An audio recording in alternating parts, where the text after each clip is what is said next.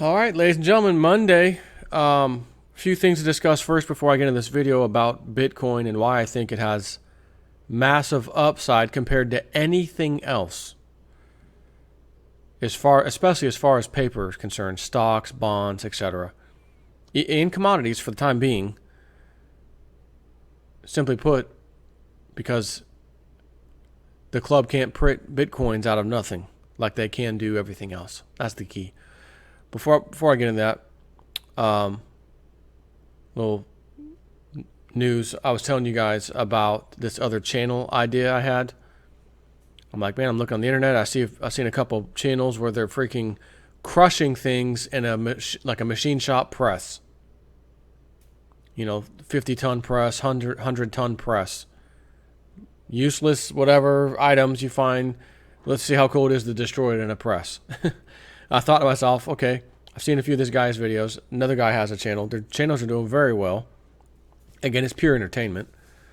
But I thought to myself, I could do that. I used to work at a press back in the day from time to time when I worked as an auto mechanic. So I told you guys a little while back, I'm going to start this new channel. So my channel is up, and I'm going to link to it in the description box below. The name of the channel is Crush It in Slow Motion. That's my new channel name. And I did a little test run today. And I don't remember what I titled the video, but I think it's called a 100,000-pound press versus walnut. I think the name of the video that I did, my little test video for the day. I got two cameras. One of them is the slow motion camera, but it's the least expensive one I could find for $1,000. And the other one's a nice camera. So I have it regular motion, speed, and then the highlights, if you will, in slow motion. But so that channel's there. If you want to help support your boy, click on that. Go subscribe. Check it out. It may be completely and utterly useless to you, and for that reason you're not going there. I understand completely. But for whatever reason, there's a lot of people on the internet that want to see that kind of stuff. I've come to find out. So I went ahead and did it.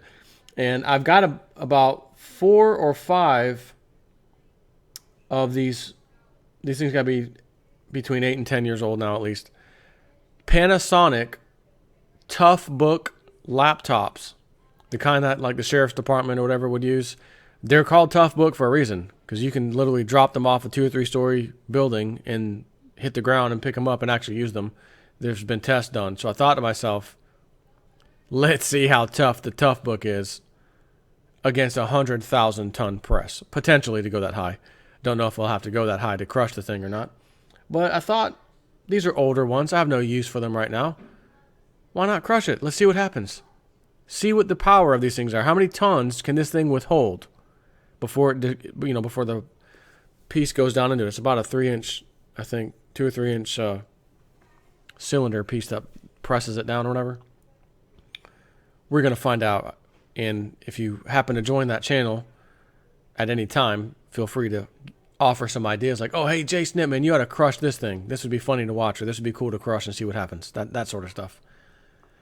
Another thing I got that I thought was neat, it's been on the back of my mind for a while, was I looked online. They've got these automatic or like semi/automatic BB guns that look like a real gun. They make BB guns like that for a while, whether it's a rifle or an AR-15 or whatever. And I got this little Uzi one, a pistol, and like an AR-15 model. They take CO2 cartridges, and they have like 6 or 8 round bursts. As fast as you can pull the trigger, it bursts 8 or 6 per time you pull the trigger. And I thought that would be cool. I wonder if my camera can catch the BBs, or are they going to be too fast for my, low-end slow motion camera to even see the BBs flying out, But I could shoot and destroy stuff with it anyways, so I thought that'd be kind of cool to put on that same channel. Just some ideas I'm kind of floating by. So just want to get that out of the way. And as you know, I've been putting the playlist together every single day when I do my videos so that you can click the playlist. My wife told me the other day, she goes, all you people have to do is click on your name to get to your YouTube channel. And then right next to your videos button, there's a playlist button or link. Click on the playlist link and they're right there, the newest ones at the top. I was like, okay, well, I'll let them know that, but for everyone else, If you want to go in the description box of this video, it's also there too. Having said all that, getting that out of the way, which I apologize for wasting some of your time, because I know some of you are just strictly here for Bitcoin, I want to get into that now and talk about it. So I just quickly pulled up a chart of Bitcoin going back since basically its inception, you could say, which was, it looks like September 2011. And when it came out, it started off at what looks like $5.97, or well, it says $5.93, whatever, $5, almost $6. It started to go down a little bit, $5.59, $5.09, $4.85, $4.87, jump back up to 5.7, bounce around a little bit, 6.05, whatever. This was back in 2011. The price, as I'm doing this video, Sunday night, 8:20 p.m. Eastern, it's back to 900 because it was over 900 a little bit recently, very recently, back under 900, back to 900 again. Reason I'm mentioning this is because the web bot said we would see this kind of thing go where it goes like up to 1,000 or so, then we might see a pullback, or we should see a pullback of around $888. Then it goes back up again. The webbot reports have been, if there's one thing that it continually has talked about and been accurate, like unbelievably every time, it's Bitcoin price and the movements. Like it's boggling my mind how accurate it is. It's unbelievable. Yet at the same time, it's the one thing the club or the government has a hard time controlling. Doesn't mean they can't come up with enough money to just buy everybody out, because they certainly could very easily. But for the people who are producing the Bitcoins online still, they're going to go out to the market, so to speak, and sell it and want to get the highest price, which would mean if no one's out there buying and the government's buying everything up, they should be able to ask for a hefty price, because the government's going to want to snatch it all up at any price if they were to really try to control it. They can't do that. So anyways, before I get into that part, webbot, 888, 1,000 first, back down to 888, then back up. We saw 888 the other day. It was like staying there, 888 point something, 888.99. When I looked at it, it was just very interesting that it should stop on 888. Of all numbers it could have stopped on, 887, 890, 889. Nope, it was sitting there for a while on 888, and I got a bunch of emails. Hey, did you see this? And I did see it. And we're not at the 1,000 point yet, where it pulls back to 888. So I just found it fascinating, though, that 888 showed up beforehand. And the webbot said, look for this number. So, just to give you an idea of some of the numbers, daily numbers on Bitcoin, going back, because this happened literally just a few days ago, being that today's is actually Christmas night, Christmas evening, I'll go back to December 1st and read you these numbers, keeping in mind, out of all the numbers it could land on, 888 was the possibility. So, and I understand it moves up and down throughout the day, but it didn't just sit there and move up and pass it and see you later. It actually was sitting there, bouncing around off of 888 point something, 888 point something else, 888, like, wow, it was interesting. But we have 749, 766, 762, 758, 749, 755, 762, 768, 770, 772, 767, 775, 778, 776, 776, 778, 786, 787, 791, 793, 816, 855, 897, 900, 874, 895, and that was as of actually right now today, which it logged it, but it probably logged it earlier because again I just saw it a minute ago and it was $900. Now you didn't hear me say 888. Like I said, it hit it during the day, not close of the day. Like when they call it a close or whatever, which I'm not sure what time Bitcoin technically closes, like the market where it ended at this price of the day. I don't know what time that is, but I noticed multiple times 888, like it was like standing out that day. It was insane.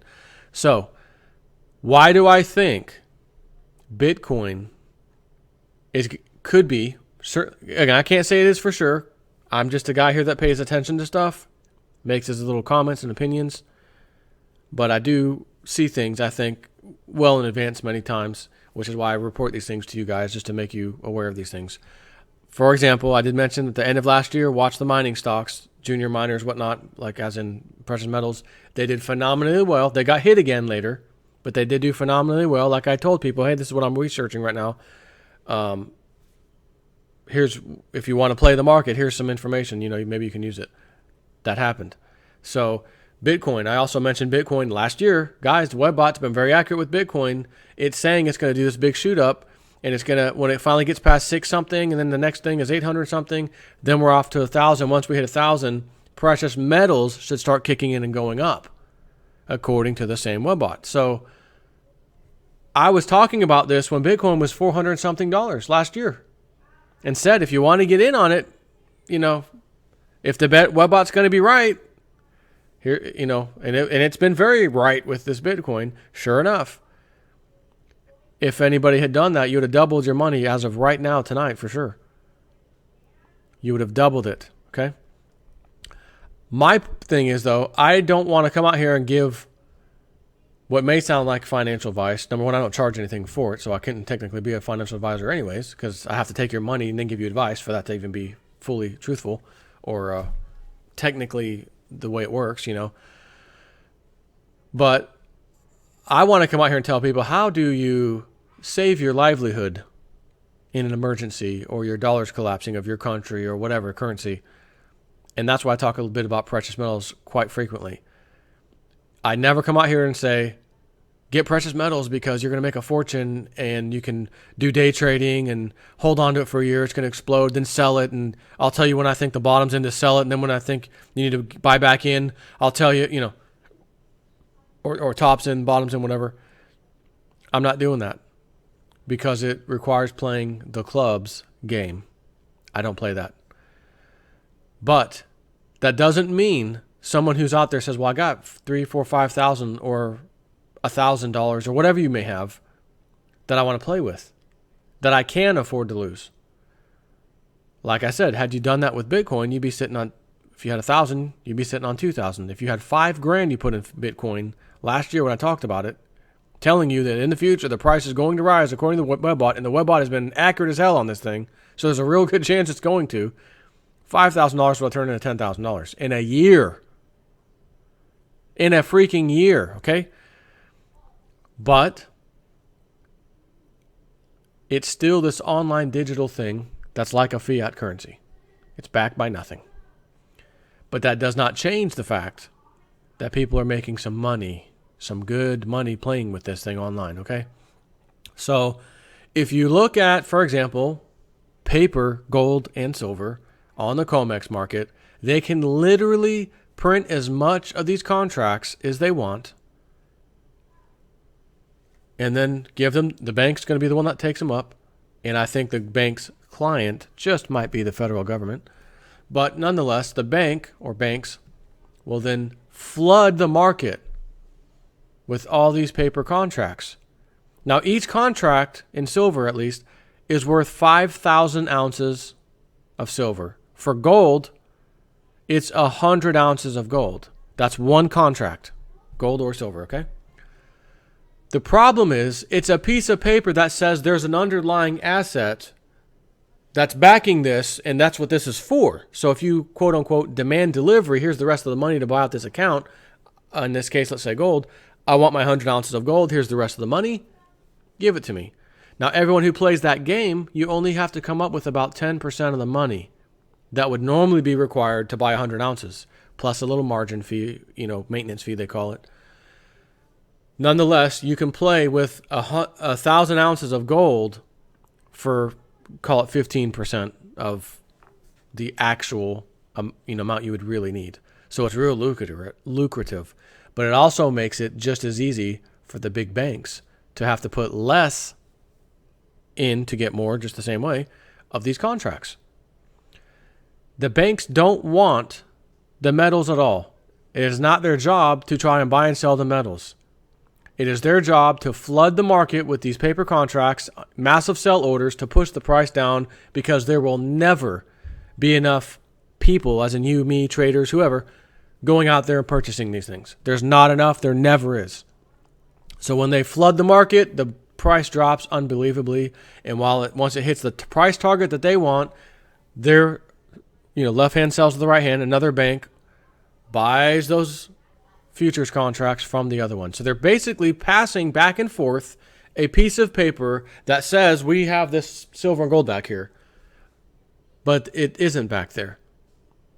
Not in the amounts that would really be needed, such as if they have 80,000 paper contracts for silver, let's say, each of those 5,000 ounces. There's not 80,000 times 5,000 ounces of silver in any warehouse anywhere that backs that. On paper there is, but they know we're not ever going to demand delivery. So we can just keep pushing this paper back and forth. If we want the price to rise, we just hold on to the paper. We don't sell it. Let the real market kick in and the prices will rise, which is what you saw in 2011 with $50 silver and $1,900 gold. And then they just print up a whole bunch more paper, flood the market, prices drops. Flood the market more, price drops even more. Okay? They cannot do that with Bitcoin. Now, how's that possible? Well, here's how. Bitcoin, you can buy it and sell it like a real ounce of silver, like this baby, okay? You have to, and I understand it's not something you can hold in your hand, Bitcoin. It's still transferring from your online digital wallet to someone else's wallet or their wallet back into you. Nobody in between or anywhere can say, I have a piece of paper that's good for 100 Bitcoin, and I'm going to sell you the paper for that Bitcoin.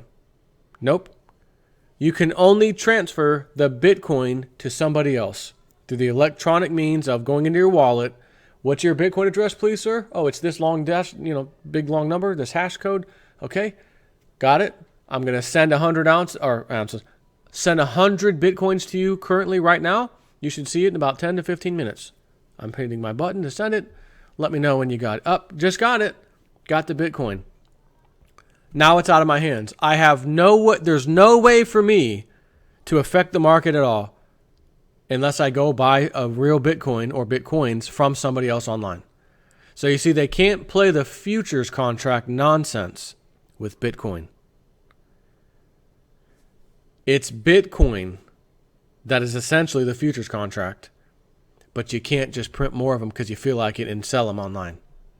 You have to literally mine these things with computers, which is odd, right? You talk about mining gold with the actual piece of equipment, whether you're doing an old school in the mine with the freaking pickaxe or you're actually doing it with heavy equipment. Nonetheless, you have to do laborer's activity to get this stuff out of the ground, separate it if there's anything attached to it, get the ore, send it off, have it, melted into bars, etc. All that costs money, time, labor, payroll, you name it. The way Bitcoin works is you have a computer, especially in the early days.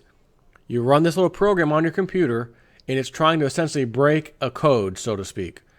And it takes a lot of tries to break the code. In the beginning, it didn't take that many. You could crack a Bitcoin very rapidly and get yourself 25 or maybe it was 50 Bitcoin at the time. I forget the number. Once you crack the code. But each time the code's cracked, it gets exponentially harder. And when you have everybody and their mother doing it online, it gets exponentially harder rapidly. You can no longer use your home PC, even with a bunch of awesome video cards in it like we used to mine Bitcoin. It will cost you more in your electric bill each and every month than you will be getting back in Bitcoin ultimately by the time you finally get one. So that doesn't work, but there's still these mining rigs that have been created that essentially do that now. They've also cut the payout of Bitcoin. And again, I think it was 50 Bitcoin. Actually, I'm telling myself it should be 25, but nonetheless, if it was 50, they've now cut it to 25. This happened many months ago. And if it was 25, then it's half of that, 12.5, 12.5 Bitcoin or 12 Bitcoin, what it was. I want to say it was 50, now it's 25. Just going off my memory. So now what's happened? That's the equivalent of the gold and silver mines. All of a sudden, oh, hey, tomorrow evening, breaking news. Both gold and silver, the output that we've seen every single year in the world of gold and silver has just been cut in half. Which would mean what? Prices would ultimately, not telling how soon, would ultimately skyrocket. Because there's a certain expected amount that everyone's used to every single year, and all of a sudden it just got cut in half. So this happened with Bitcoin not that long ago, several months back. And on the day it happened, didn't really seem like much of anything changed. It didn't just jump up. But you probably wonder, well, how did it in the first place get from $5, which at the low was $2, by the way. Imagine if you were in, even at $5, and you had 1,000 Bitcoin. Right now, you had 1,000 Bitcoin. You got it at $5 a piece, $5,000. And now you're sitting here watching $900 Bitcoin times 1,000. Oh my God, I'm filthy rich is what you'd be telling yourself. And you wouldn't be lying. Maybe not filthy rich, but you'd be living very, very, very well. So, anyways, they can't do this with Bitcoin. So why did the price run up so rapidly? I think it was running up rapidly. It was going to keep going and going and going. And then once again, federal government, we can't have any kind of competing currency. We have to control all markets, stepped in and became the massive buyer of all these Bitcoin, dropping the price down, where it sat for, let's see what the low was roughly. I'm seeing a lot of 400, 300, 250, 230, in the 230s, 228, 280. So we'll call it around I'm seeing 220 something as the low. 2015. Yeah, roughly speaking, 225 we'll call it. Okay. So the government, while having an unlimited checkbook, so to speak, bought a ton of Bitcoin, forcing the price down. But they cannot buy paper futures contracts and then print as many as they want and then flood the market. So they had to physically really buy the Bitcoins. But there's still an appetite out there for people who want Bitcoin. And lately you might have noticed China has a tremendous appetite.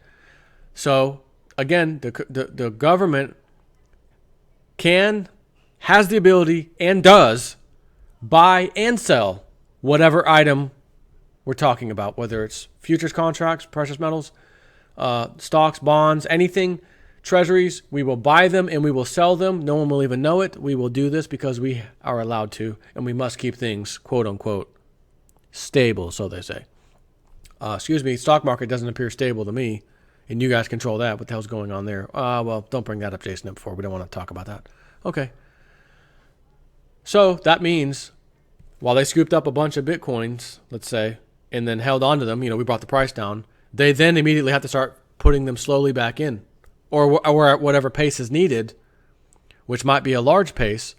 That way, because if too many people come out as buyers, you need to feed them all. Feed them all. Oh, okay, got it. But you're feeding it along with other people who own Bitcoin too.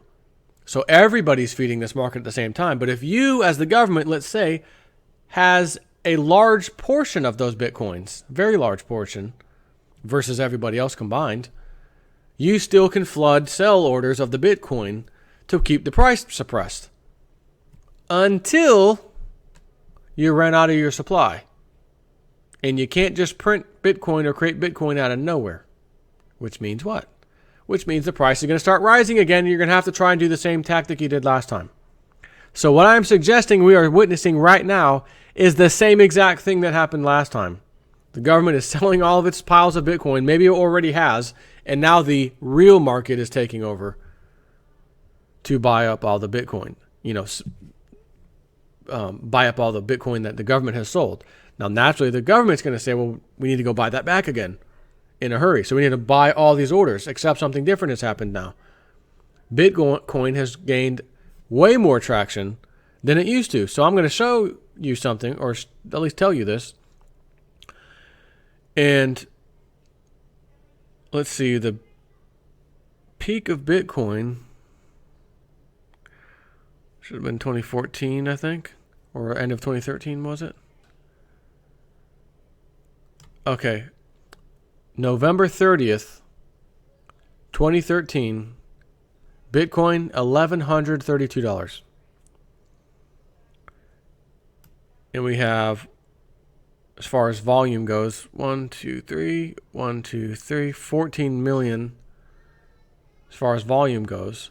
The very next day, it drops 200 points, and there's 58 million volume, okay? Once it's, that whole thing, it's going down, down, down, down. It's back in the 200s. Volume, 20 million, 9 million, 10 million. One day of 64 million. Excuse me, not 64. 6.4 million, excuse me. 3, 1, 2, 3. And yeah, not 10 million, 1 million. I'm off a digit. And so 974,000 as far as volume goes. 1 million volume. 6.4 million volume. 11.2 million volume, then 2.5 million volume. This is back, so this is some of the numbers back when it was $200, 2014, 2015. So let's get back into 2016 when it's really starting to rise. I'm seeing 5 million, 3.5 million, 5.7 million, 4.9 million, each one. So we're not, think of the numbers I just gave you a minute ago, 1 point something million, 900,000, etc. We had one big one that was 6.4 million. But we're seeing larger volume, a lot larger volume, which means what? There's a lot more Bitcoin nowadays moving around the internet, around the world, than there were at the end November, which would be exactly 3 years ago, roughly. I can't say exactly and roughly, can I? November 30th, 2013 to now, it's roughly 3 years. But when I look at the volume right now, and this last one doesn't really count because it's like partial day, but there's 4 million, 5.4 million. The day before that, which was December 23rd, 14.8 million, 10.3 million, 7 million. I mean, you see where I'm going here? There's a lot more. And if you look at every single day, it's like millions. Every now and then there's one that day that's like not in the millions. For example, on the 28th of November, for whatever reason, which I think I know the reason, Thanksgiving. So I can't even really count that. But everywhere else, it's like millions. The 26th of November was 1.6 million. That was like one of the lowest ones I can see. The rest are 2.9 million, 3.7, 8 million. There's way more volume now. There's way more Bitcoins exchanging hands in China. Like I show you on that website from time to time where you can see the live Bitcoin action, where it's going. Fiat leak. Let's see. Just take a look. Fiatleak.com. And I'm just going to share this little imagery with you if you don't mind. Take a look at who's king Bitcoin right now. The bigger, fatter ones are large Bitcoin transactions. That's 4.7 Bitcoins there. Another 4, 2, 5 point something. 45 Bitcoin. Sorry about that. Do you notice anything strange? And I've already talked about this because I showed you this before when it was strange. It's no longer strange. Massive more Bitcoin going to China than America. But in the beginning, it wasn't the case. So people in China are massively wanting to go into Bitcoin. And let me ask you this.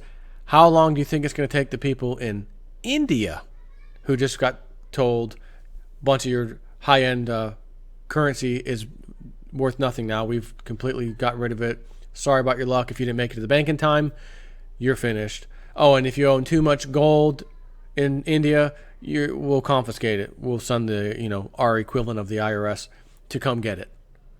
But that's not the case for silver. They can't own silver. And last time I checked, they can own Bitcoin.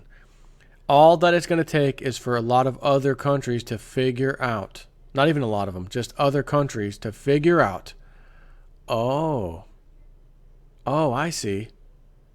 This Bitcoin thing can save my livelihood. They don't want me holding precious metals. My country's giving me a hard time about that. I'll get into these Bitcoin. The same thing I told you about Venezuela, how one single coin of silver, 1 ounce, could buy you a month's worth of groceries over there right now. Last you a month. The same could be said about Bitcoin. However, and I hate to say this because I'm a real loving precious metals guy, but one Bitcoin, which was, again, how many years ago was it? $2, $5, $4? It's now pushing 900 something. Ooh. How much? Because again, if the equivalent of what's $20 silver, which really it's more like, with the premium, 17 or 18 bucks silver, but I'm rounding off, 20 bucks silver for 1 ounce. How would $900 sound worth of one Bitcoin in Venezuela right now? They could eat the rest of the year easily, and then some, and then some, and then some, and not just one person, but families. One Bitcoin, sell off, have a nice day. Oh, I need US dollars? No problem. I'll convert it to US dollars online on an exchange, wire that into my account, and it's going to be converted to the Bolivar currency in Venezuela, and I'm going to have a massive long number in my bank account when it gets converted to my currency because it's being devalued absolutely out of control right now. Hyperinflation, out of control over there. But they can at least go there and say, this is how much money I have in my account, and I can go do stuff with it. And guys, so I don't have to wait in these lines, I'll pay extra for all the goods and services. I'll pay you double. Oh, come up, sir. Senor, come on up. Step right up. I've got a little black market special for you in the back. You're paying me double? Oh, come, my friend, come. You're not going to be sitting in those lines. So,